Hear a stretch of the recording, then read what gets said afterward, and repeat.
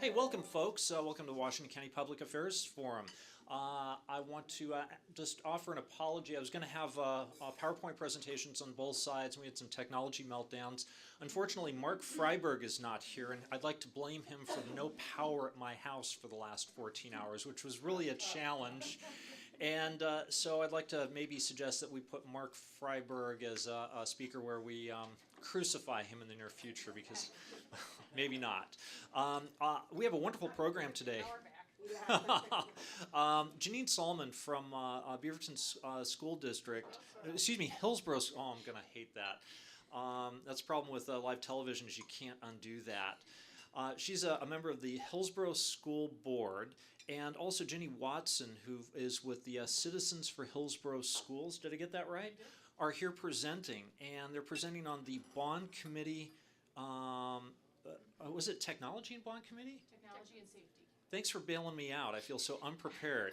And so I want to thank them both for being here, and just briefly mention that next week we've got Secretary of State Kate Brown coming, and I think that's going to be an excellent program.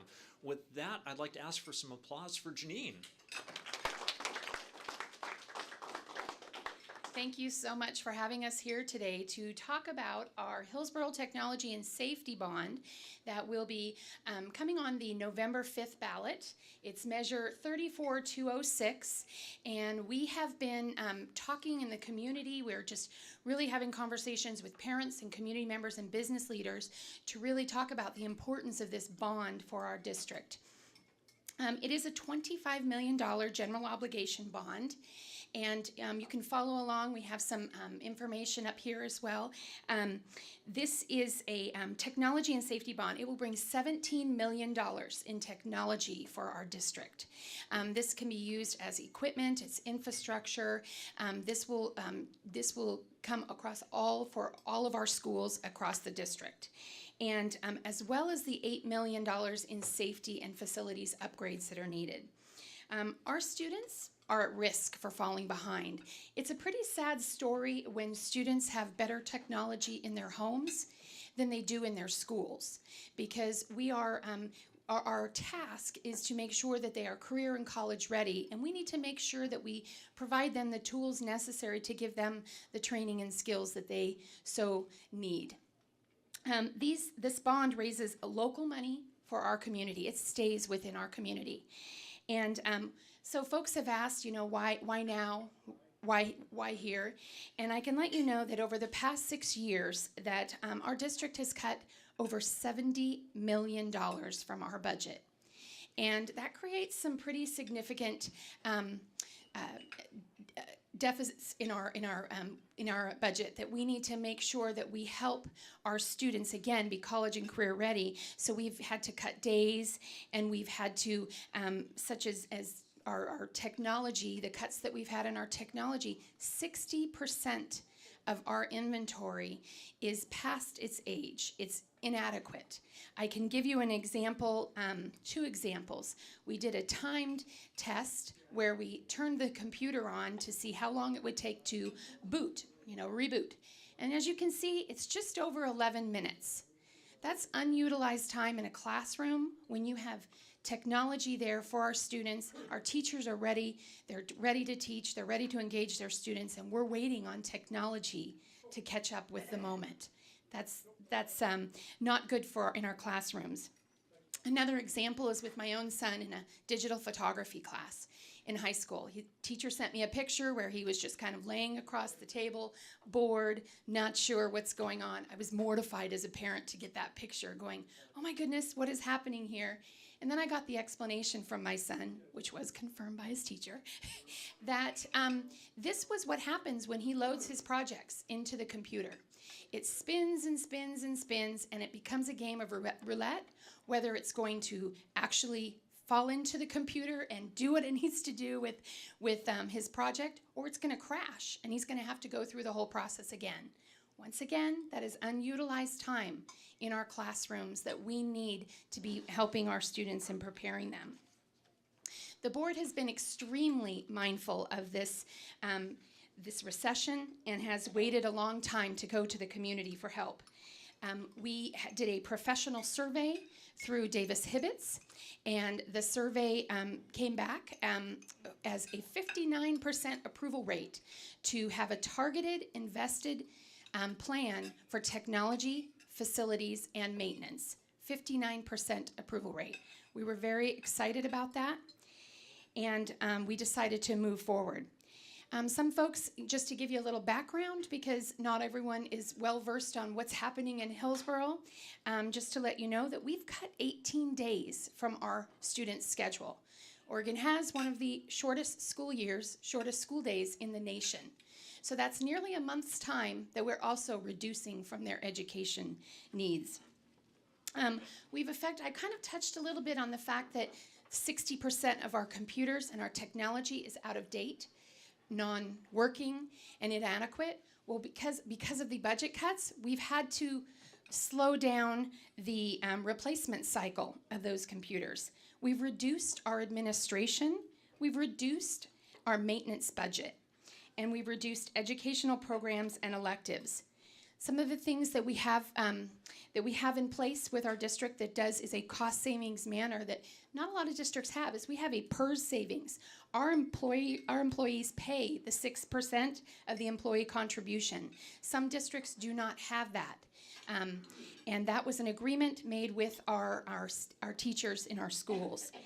And the other savings, considerable savings that we have in our district is the incredible partnerships that we have with the Hillsboro Chamber of Commerce, with the City of Hillsboro, with the Parks and Recs Department, and the programs that they offer for our students to keep them engaged in learning activities and after-school activities. Some folks want to know just exactly what will you do with the bond.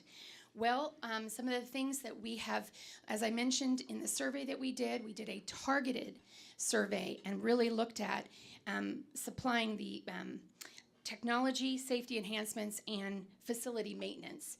And this is where this money works very well with our strategic plan, which is our guiding light of our district, and we want to make sure that we invest in those areas. To give you a little bit of background, I kind of touched on this a little bit, so I won't take too much time, but I want to mention on this instructional technology background that staff and students don't have the tools necessary for instruction, for learning, grading, and assessments. And one part of that I wanted to add was the parent communication. When you have that three-legged stool, when you have your staff and you have your parents and you have your students all working together for the success of your students, it's a great model. It's really efficient and works well for our students. When our staff has issues being able to communicate about the education of their own children, that becomes a little hindrance to the process. And so we want to make sure that we have technology in place because our staff has very large has a lot of population of students to take care of. We want to make sure that their time we're able to help them be efficient and be able to utilize technology quicker for them because of their busy schedule and their long days. We want to talk about specifically on the instructional technology investment. I mentioned that $17 million of this bond will be invested in technology. We have a technology study team that's completed a very in-depth analysis of our current technology and best practices, and they have a plan, targeted, very strategic plan in place called the Tech Enhanced Classroom Plan, and it's a 5-year plan. So this isn't something saying we see the need, we need to do this, help us out, and we'll see what we do with it. The plan is in place. We know what we're going to do with the bond money when it comes to us. Enhance student learning by investing in computers, laptops, tablets, wireless infrastructure, and other instructional technology, and all schools will benefit. The importance of we know that students are wired differently. They're certainly wired differently than when I went to school, and their minds. And they have that capability of technology, some of them even in their own hands. So we need to make sure that when they come to the classroom and they're needing to work on these reports and work on the things that they need to do for their classrooms, they can use their own technology. Then we can help those that don't have that ability in a classroom with supplying them with the tools necessary. The safety background, just to give you some information that the Federal Safe Schools and Healthy Students grant in 2005 allowed us to make huge progress on establishing safety protocols, which, mind you, is a fabulous, well-known process with HPD, Washington County, and all the law enforcement and first responders in this area. We have a very good plan for our district, and we're excited about the work being done there. Also, installing tactical mapping databases at each district facility. That sounds like, whoa, what is that? That's because we want to make sure that in the event of any type of emergency, we know exactly what's happening, what the plan is in place, and it's very easily accessible for those that need it. And there's not a lot of missed time in taking care of things. And we have created a care coordinator model in our schools. These students, again, we want to talk about when I was in school versus when these kids are in school. These kids are dealing with a lot of things in their life and things that are happening, different things that are in place that are barriers and obstacles for them being educated. And we have care coordinators in place that were provided by the grant that help our students be connected with their staff. It brings in that connection, that three-legged stool that I talked about, making sure that our staff and our parents and our students are all working together. And that care coordinator is there to make sure that those students succeed. And it is a very well implemented program that other districts look at. Since the grant ended, we haven't been able to make infrastructure investments. So there's things that we talk about, such as part of this bond is going to be the $4 million investment for safety. And so those can be things like security cameras, line of sight improvements, where your office is not in the line of sight of the doors where people are coming in and out. We need to make those improvements. Interior classroom locks where needed. Some of our older schools actually have doors where the staff members have to go outside the door, lock it, and then go back inside. In a situation where an emergency situation takes place, that's not time that we need to be doing. It needs to be an automatic lockdown situation for our students to keep our staff and students safe. We talked about a card key access system for our staff members to be able to readily go in and out of buildings when they needed throughout the day, and a radio system as well. I want to go back a little bit to the security cameras at all schools. So one example of this, some say, well, what is the benefit there? I mean, you can kind of guess that there would be a safety benefit, so we know what's happening in the hallways of our classroom. But what some folks don't realize is the education part, the part that this affects the education of our students and our student achievement. Because when there is an incident in our hallways, in the absence of a camera, we have staff members, we have principals that are all coming into place to try to figure out what happened in this situation. It could take days to happen. And so that's time that's being taken out of our classroom. Our principals, who are placed in the building to be instructional leaders of our teachers, they're having to be out of the classrooms and supporting their teachers to figure out what's going on in the hallways. When we have cameras, it can be a 5-minute deal, and we can get that figured out and move back into making sure what we are doing best, which is making sure those kids are career and college ready. The other part of the bond is the facility maintenance background. Our facilities department has identified $15 million in high priority facility maintenance projects.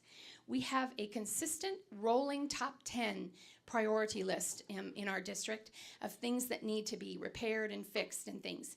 And our priorities determined by safety, fire, life safety, roofing needs, seismic upgrades, facilities access control, and regulatory requirements. to give you an example, and we talk about that, it's important that we note that even in our own homes, when we have a repair that needs to be done on our roof, it's better to take care of that immediately when it's done, when it happens, rather than wait 5-10 years, because what's going to happen to your roof and your home? It becomes more of an expensive problem and harder to fix. And being good stewards of the money that we are given from the state of Oregon and from taxpayers, we want to make sure that we're keeping an upkeep on our buildings so that it becomes very cost effective and efficient, and making sure that we keep our buildings in tip-top shape for safety. There is a $4 million investment for part of the bond for facility maintenance. And it's specifically going to be really looked at for our roof repairs and our seismic upgrades. A lot of times, those are both very big safety issues, but a lot of times when you're already working on the roof and doing the repairs, if you're doing the seismic upgrades at the same time, it becomes a cost-effective model and way of doing repairs.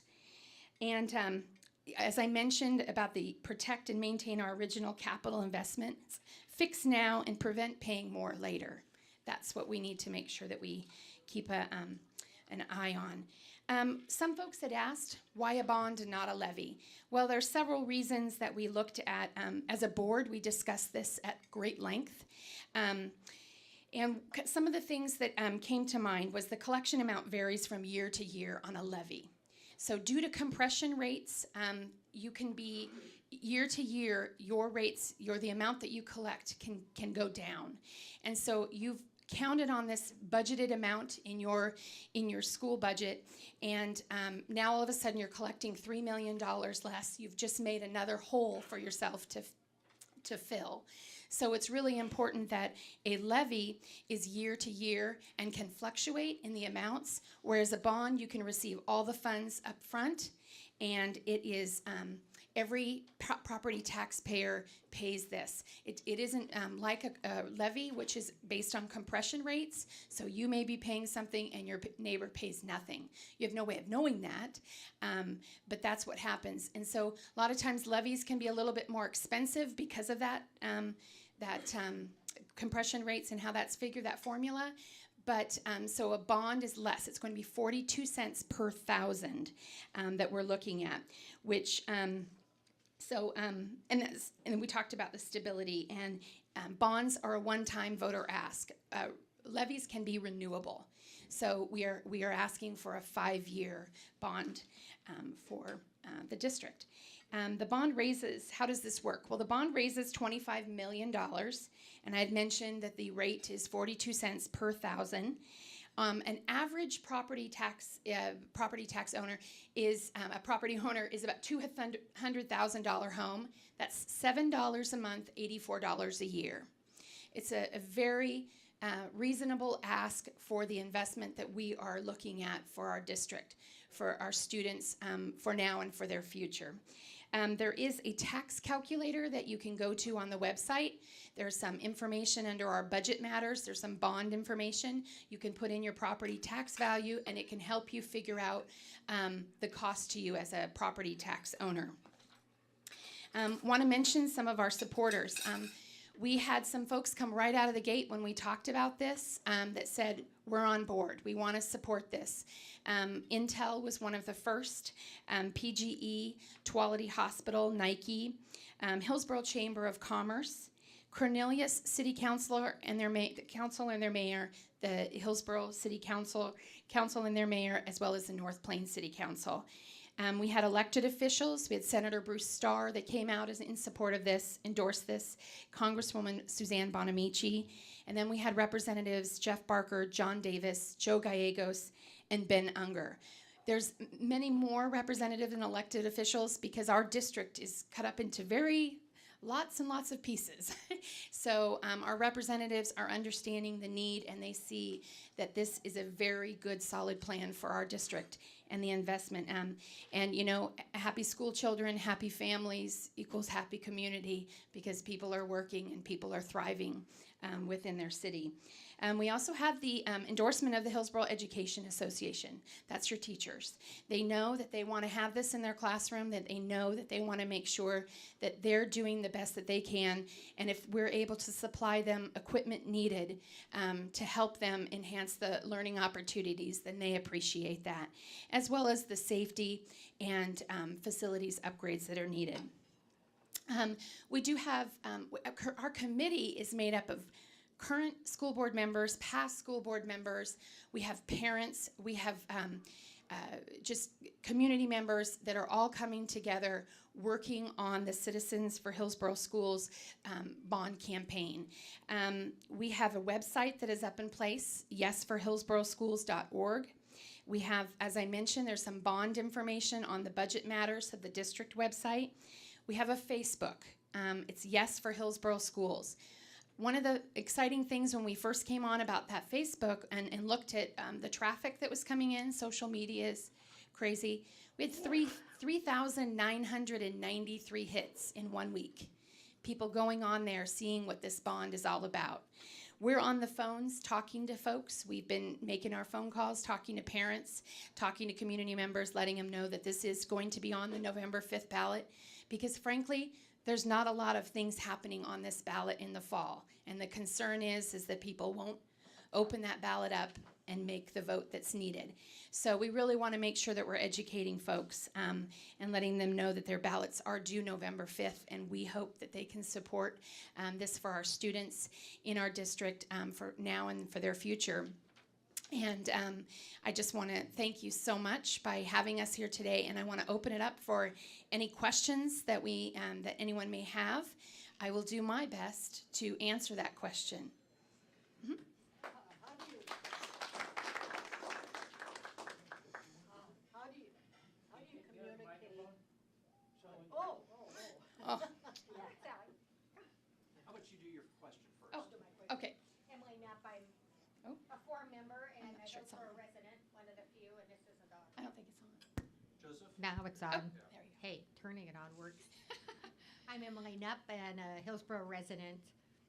My question is, do we have to pass a bond like this by a particular amount of a majority, or is a simple majority sufficient? I know in Washington it has to be 65% or something that screws them over all the time. It's a great question. Yes, this is a simple majority. So we just need to make sure we get folks to turn out and make sure that they vote. Oregon couldn't make it more easier on folks, right? So we just want to make sure that we educate folks and let people know that this is on the ballot and how important it is to make sure they circle in that yes for Measure 34206. Sally Bonnell, forum member. How do you communicate with English language learners' families and with the homeless families? It's fantastic. Very good question. It's really important that when we communicate with all of our district patrons, we have students. We have a very diverse culture within our district. The one flyer that has been going door to door, and we've been letting folks know, we've been handling through the parent groups. The one side is in English and the other side is in Spanish. We even have Spanish-speaking committee members that are helping, making sure that we're able to get in and speak to folks at their meetings to be able to educate them on what's happening with this bond and the importance of it. And as I mentioned, not only is our district a diverse district, but our committee is as well. And so we're committed to making sure that all voters have this information and know everything that they need to know to circle in that yes. Okay, thank you.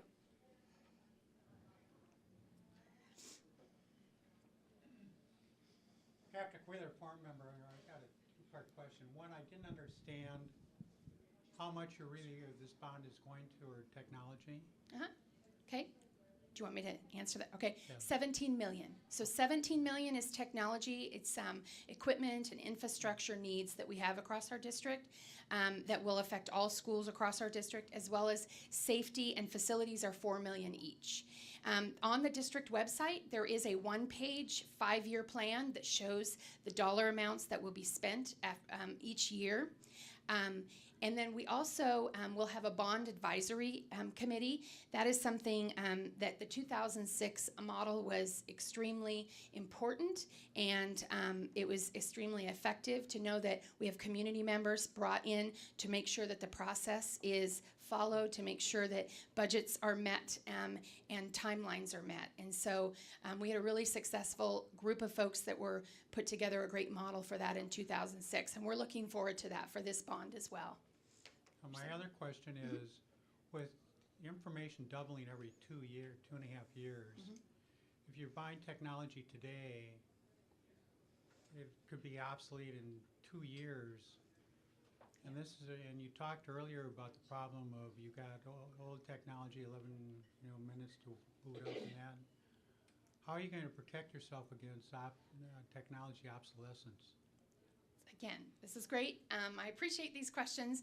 One of the things we want to do is make sure that the plan that we have in place for technology is not an all-in-one year. We want to make sure that we have a rolling model so that we can make sure that we don't have an issue where all of the computers are a certain age. We want to make sure that we have that stretched out so to protect ourselves there. One of the craziest things that I find that frustrating is that you have to pay for air. You have to pay for bandwidth, and you have to pay for wireless communication. And it just is so frustrating that so much of the money has to be invested in making sure that you have the infrastructure in place to be able to operate that equipment. And it can be anywhere from laptops to tablets and other devices. But there is a plan that we need to make sure that we follow in that 5-year, and we want to make sure that we don't have the issue where we have such a large group of our equipment aging out at the same time. Because you're absolutely right. What is today is not going to be of next year. There's going to be a new model, so we want to make sure. Is there something else? Yes. Yeah. I was just going to say, the technology plan is a guideline. It's not etched in stone, and the technology team will take into consideration new developments over the course of the next few years. You're right, things change so rapidly. A few years ago, our elementary PTO fundraised for smart boards, which are very expensive projection systems that have a projector and a screen and a computer, and it's a very expensive setup. Nowadays, they have these little things called Mimios, which turn a regular Best Buy whiteboard into a computer screen that the teacher can then use a stylus. This little strip attaches to the whiteboard, and then the teacher can use a stylus to access websites, PowerPoints, graphs, and just the kids are so engaged when that media is moving in front of them, and it just really makes a big difference. And so yes, we intend to go with the flow and make sure that we're using the best possible technology as it becomes available. That was a wonderful addition, and it reminded me too that the technology committee that we have that's put together, the technology enhancement team, is not just administrators and folks that are working at the district.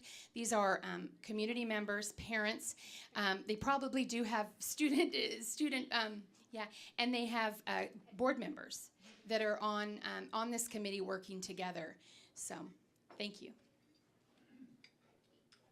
I'm Bill Kroger. I'm a forum member. Thanks for coming in today and filling in.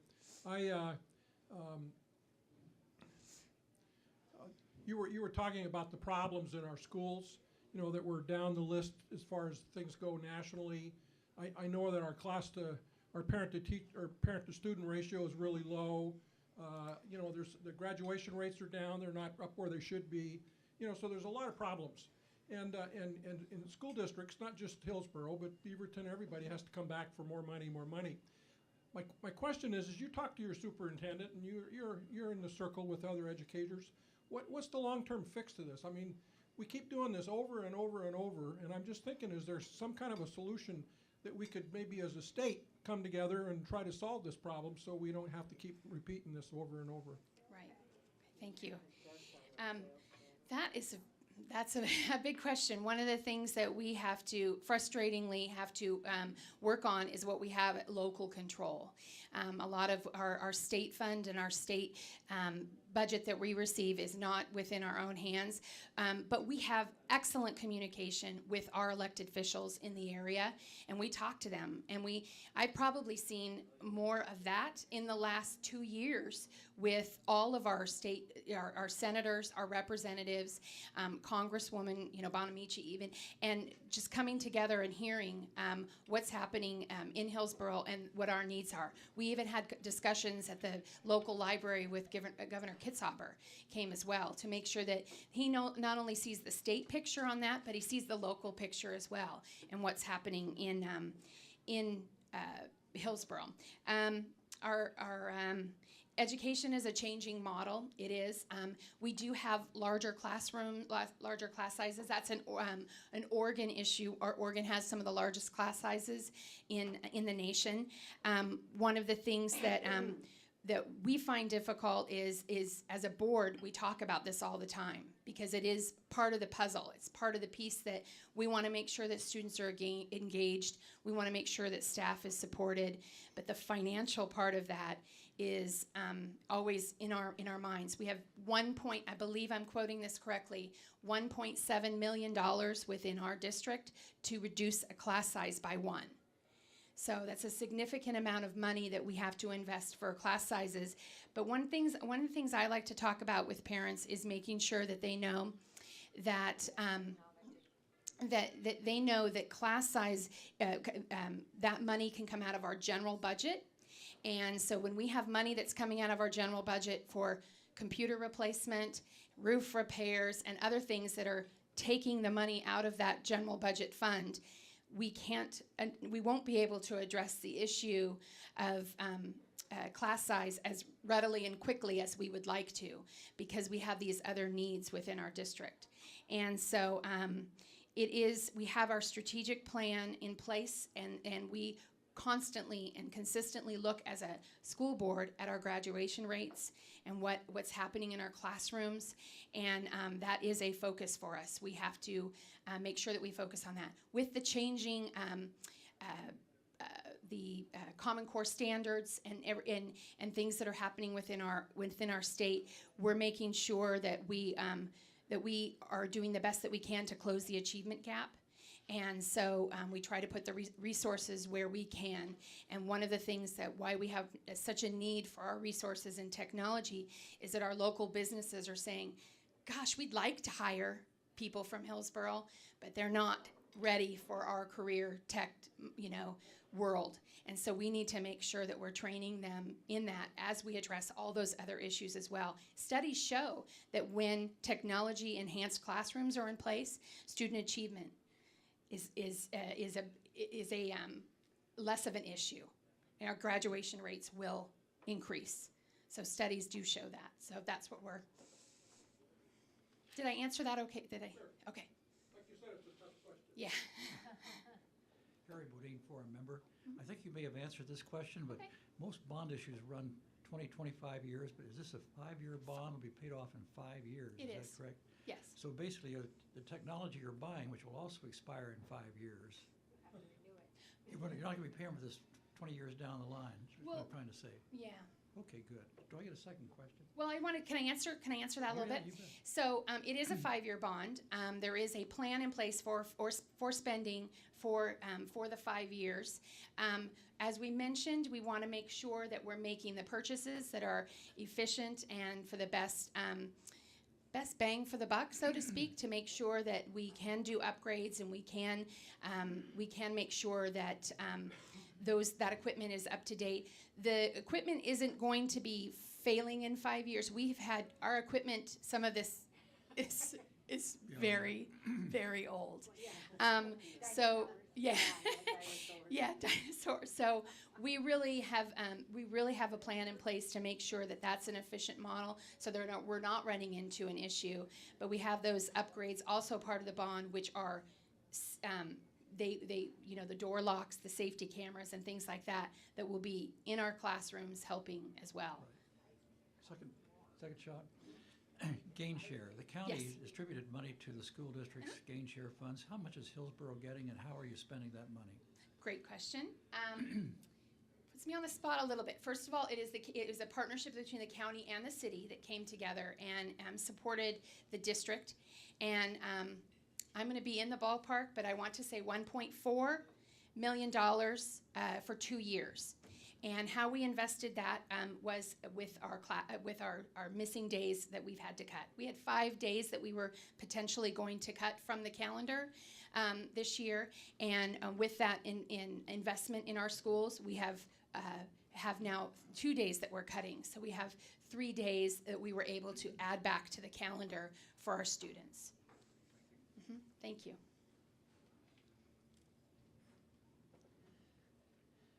Chris Leslie, foreign member. Again, it's been noted that a number of school bonds have ended up being paid for teachers, and when the housing bubble burst, there was not enough taxes to pay these bonds in a number of states, at least 25 states throughout the nation. And this is sort of an end of the bull market now. How can you address this and taxes when we might even have another housing bubble? Right. I appreciate the question. I want to say I'm not well versed on what's happening outside the state of Oregon, even more so outside of our Hillsboro area with that question. We do know that we are held to the very highest standards of the Secretary of State, and that our the rules. Bond funds cannot be used to pay for people. Bonds are the things that you fill your buildings. It's building construction bonds. So in 2006, we had a construction bond, and that could only be used to build schools and equipment needed for those schools. So levies are more for staffing. That's what you see. So bonds are for building and infrastructure, and levies are for staff. And so we are to the law. We are not allowed to use those funds. But that's also a good question to know, because about that bond oversight committee, because when they have that committee, those folks are looking over all of the purchases and all of the plans to make sure that the bonds are being used for what is intended and to the on time, under budget, all those things, making sure that it's the best use of the dollars. The timing of the economy, though, that is important. It is. It is, and we struggled with this. We have struggled and had this conversation as a board for several years. I've been on the board since 2009, and Do you have any business people or educational people? For what do you mean College, on our board? Economic projections. On our board? Well, I know. Yes. Well, we the folks that make up our board, we you have a Intel business engineers. plan, don't you? Yes. Right. So we have a. I'm sorry. Yeah, I'm not quite sure what the question was. You have a projection of the economy. We do Don't the you best have that. anything like that? Well, we do the best that we can. Adam Stewart is our CFO. He's our Chief Financial Officer, and you can actually go to our website and find some information on that. We do have a long-range planning committee that not only looks at the growth in our area, so we're able to make sure that we have land available for projected growth, so that we're not coming back and having to purchase land. That's one of the absolute positives within Hillsboro that we have, is land banks and land masses for the growth that's coming. South Cooper Mountain, South Hillsboro area is going to be having a significant increase in population, and we've planned for that. So do you want to interject? Yeah. And so Mike Scott, our superintendent, has made it clear to parents, teachers, everyone in the district that he's not counting on, a big magic economy that comes around like it was 10 years ago, and then all of a sudden all of our problems are solved. They are planning for the new reality of what schools are likely to face. They're very practical and conservative, and they will, the reports last year were daunting, and it's not easy to tell parents that this is the reality for a while.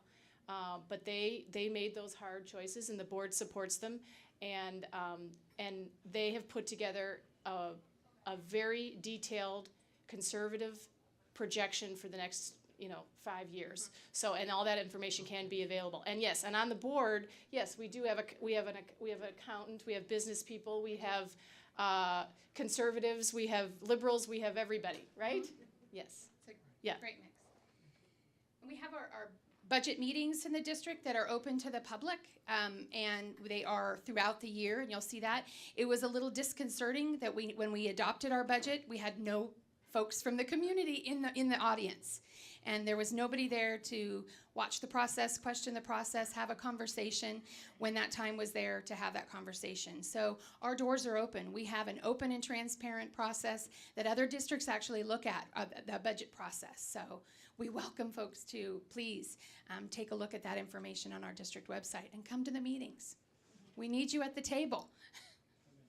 Hi, I'm Marilyn McWilliams, I'm a forum member, and my question is, I know a lot of businesses, when they're looking at an area to move in, the workforce is a big consideration.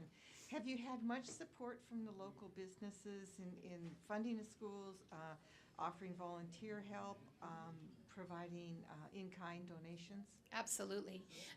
Folks it's a great question because, again, that's part of that engagement, that making sure that our students are career and college ready. We know that an important piece of that is our businesses, because we want them to not only grow up and be able to work into those businesses, but their families work for those businesses. Again, it's all part of that vibrant Hillsboro puzzle that we want to make sure that we keep alive. And we have huge partners within our district. I mentioned a few of them, the city of Hillsboro, even through their park and rec, our law enforcement agencies.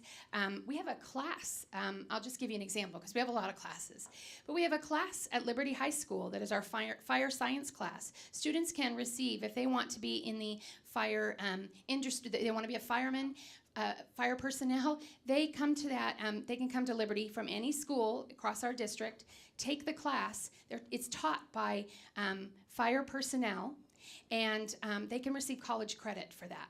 And so they're attending school in our public schools and attending and getting college credit to provide that foundation for learning when they continue on with their education. And we have those kind of partnerships across our district. It's incredibly exciting to see the opportunities that we have. Hillsboro Chamber of Commerce was one of the first organizations that jumped on board that said, we know what this is going to do for our district, and we want to be part of this and support it and endorse it, because we want these kids to grow up, work here, live here. It's all part of which was 2020 plan, but now this is 2035 plan that they're working on. And so incredible partnerships throughout our district. Thank you. John McWilliams, forum member. First of all, thank you very much for your service on the board. As a new resident of the Hillsboro, I'm very pleased that you're there to represent us. Thank you very much for that.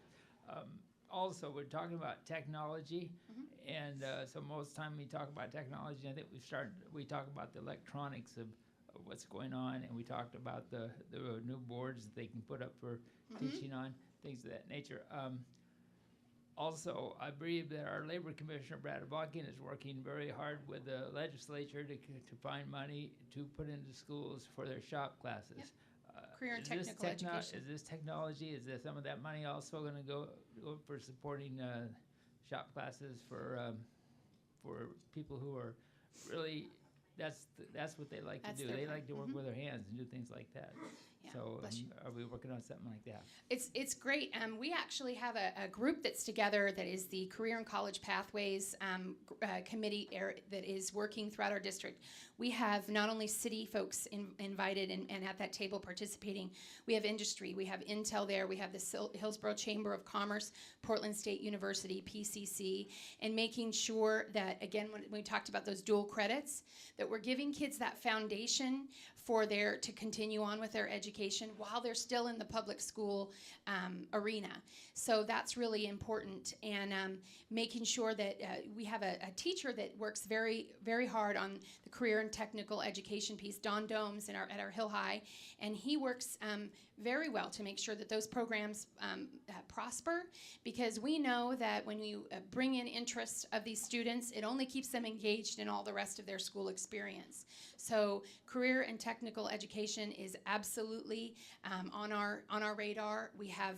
We are working together to create a very exciting plan that is hopefully going to come out and really show the partnerships that we have in our district. Thank you. You're talking a lot about technology. Technology in the workforce is changing the workforce. I mean, a lot of jobs are going by the wayside, but efficiencies are increasing. At the college level, you can get a degree online now, and they have interactive things via computers with the teachers and students. I'm not so sure that would work in high school or lower grades, but I was just curious with the technology, what changes are coming about, and maybe I'm sure you guys talk about this in the future, that technology can enhance and help in education. Yes.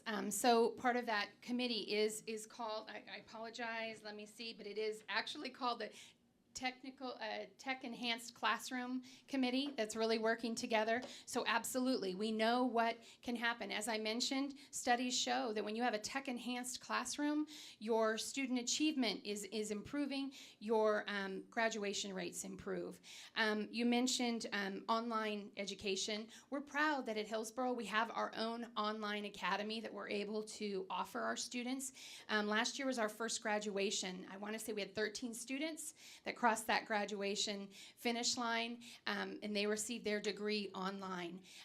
Not only can students solely go to the online academy, and we have teacher supports for that as well, that they can go to a location, but also they may want to just take a class that is being offered through the online that maybe they cannot get into in our own schools. So those kind of conversations are happening. We've even started to offer those online academy classes to our elementary age students now as well.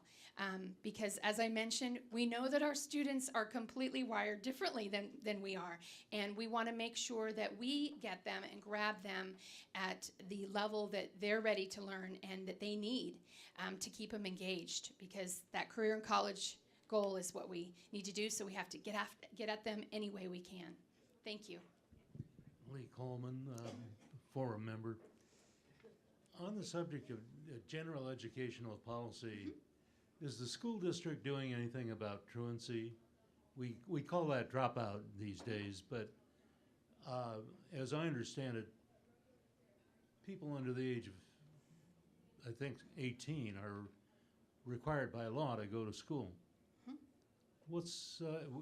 Well, I guess one thing is, do you have room in the revenues and the budget, whether it's from the bond issue or general revenues, To address that.